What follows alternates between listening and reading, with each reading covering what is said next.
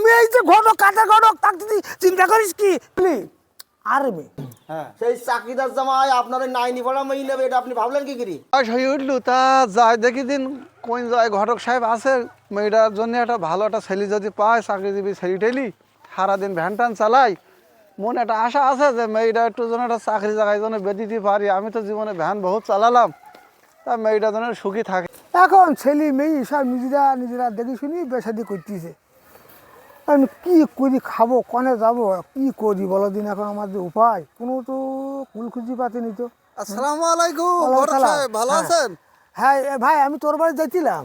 আমি তো পদে বাড়িতে নিত করে বেরিয়েছি যে ঘটক ভাইয়ের কাছে যায় যে মেয়েটা তো বেল্লায়ক হয়ে উঠেছে ভাই, সেরকম যদি একটা সম্বন্ধ যদি একটা হইতো যে একটা ভালো ছেলে চাকরি টাকরি করে এরকম আর্মি ছেলে টেলি। ছেলের কথা তোর কি বলবো, একের ছেলে সে যা পরিবেশ আর শিক্ষিত যা বাড়িতে তো বসে যাবো। এক জায়গায় বসে বলছে আমি তো ভ্যান চালাই, তা আবার ছেলেলারা দু তো ঠান্ডা দিন আমি এই যে ঘটক কাটা ঘটক তাকে তুই চিন্তা করিস কি, চিন্তা করিস কেন? তোমার আমি নতুনই 1000 টাকা দেবো আর রঙিন আর গেঞ্জি পাঞ্জাবি একসাথে দিয়ে দেবো লাগতে, আমার যদি তো এই তুই- কাজ হয়ে যায়। ভাই ভাই ও ভাই, ওই আমি সেই সালাম।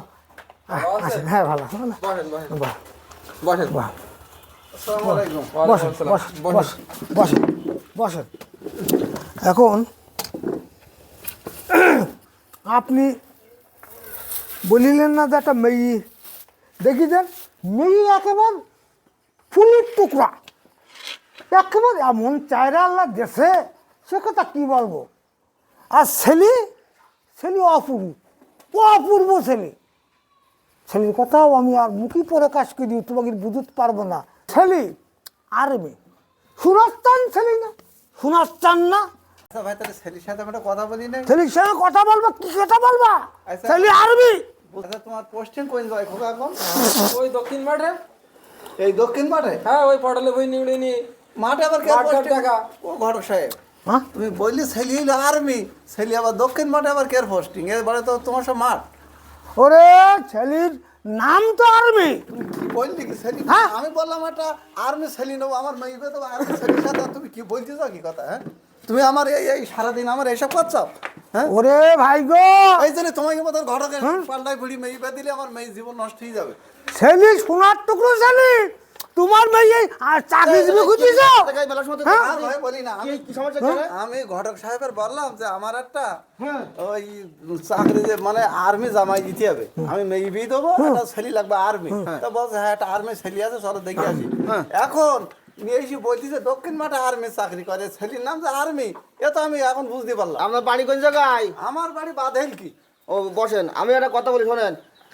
এ তো এর নাম তো আর্মি, আমার বাড়ির পাশে বাড়ি, রে আমার বাড়ির পাশে বাড়ি, এর নাম আর্মি।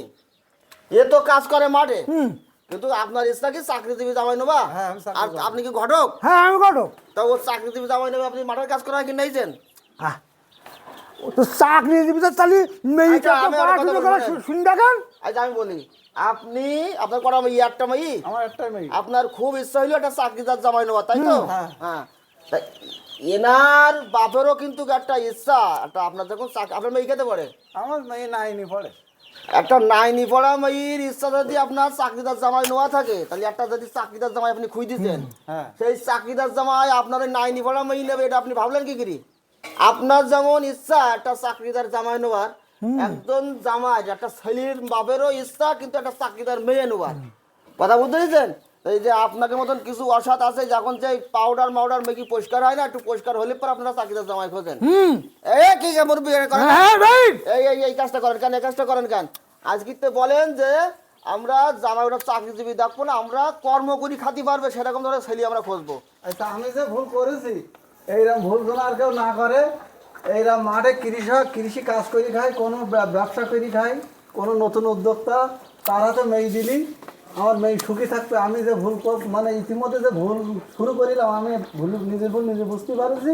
তা আমি এরকম একটা মাঠে কৃষক এরকম একটা ছেলে চাই। সুপ্রিয় দর্শক মন্ডলী, এতক্ষণ যাবৎ যে অভিনয়টি দেখলেন, আসলে আমরা চাকরিদার করে আকার আত্মহারা হয়ে গেছি। আমরা বর্তমান সমাজে কিন্তু চাকরিদার, একটি মেয়ে দেখতে ভালো হলেই তার জন্য চাকরিদার। আসলে চাকরিদারের চাইতে বর্তমান কৃষক বা অন্যান্য কর্মকাজে যারা ব্যস্ত আছে তাদের সাথে ঘর সংসার করা আমরা মনে করি যে ভালো।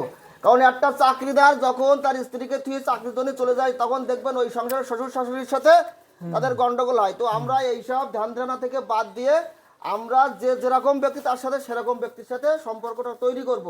তো সবাইকে ধন্যবাদ জানিয়ে আজকের মতন এই শিক্ষামূলক ভিডিওটা নিয়ে আসলাম। তো সবাইকে ধন্যবাদ জানিয়ে আজকের মতো আমাদের সমাজ থেকে বিদায় নিচ্ছি।